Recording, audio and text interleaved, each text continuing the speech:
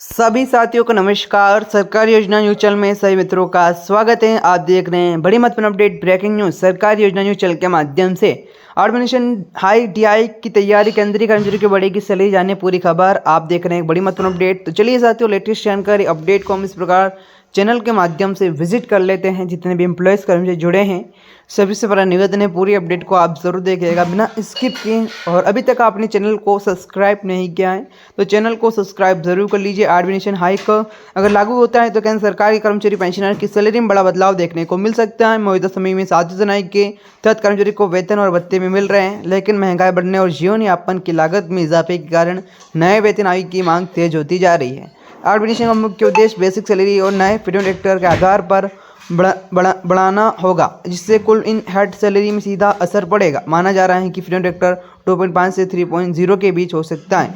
New recognition freedom actor की salary कैसे बढ़ेगी? अब ऑर्गेनाइजेशन के तहत सबसे अहम भूमिका फ्रीडम एक्टर की होगी, क्योंकि इसी आधार पर मौजूदा बेसिक सैलरी को बढ़ाया जाएगा।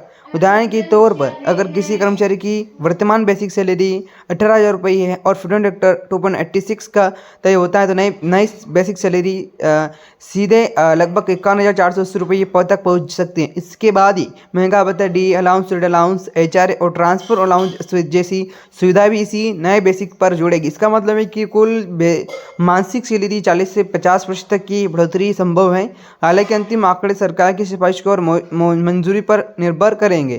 और साथ ही आप देख रहे हैं लेटेस्ट जानकारी, जेपी ऑर्गेनाइजेशन लागू होने पर ग्रांट्स और इन हेड सैलरी का अनुमान। जब भी ऑर्गेनाइजेशन लागू होता है तब सिर्फ बेसिक सैलरी नहीं बल्कि ग्रांट्स और इन हेड सैलरी पर बढ़ेगी। Grant salary basic, DA, HR, अन्य भत्ते शामिल होते हैं, जबकि in head salary PF, NPS और टैक्स जैसी कटौतियों के बाद की रकम मिलती है। अगर किसी कर्मचारी की ग्राउंड सैलरी 50,000 रुपये है और ऑर्गेनाइजेशन के बाद ये 70,000 रुपये से 75,000 तक पहुंच सकती हैं, तो वही कटौतियों के बाद इन हेड सैलरी भी 15,000 से 20,000 रुपये तक का इजाफा देखा जा सकता है। फायदा सिर्फ मौजूदा कर्मचारी को नहीं बल्कि पेंशनर को भी मिलेगा। पेंशन की गणना अंतिम बेसिक सैलरी के आधार पर की जाती है, इसलिए जब भी बेसिक सैलरी बढ़ती है तो उसी अनुपात बढ़ेगी। अनुमान है कि न्यूनतम पेंशन 8,000 से 10,000 रुपये तक का इजाफा हो सकता है। इसके अलावा महंगाई राहत डीआरबी नई पेंशन लागू पर होगी, जिससे कुल मासिक पेंशन पहले से ज़्यादा मजबूत होगी।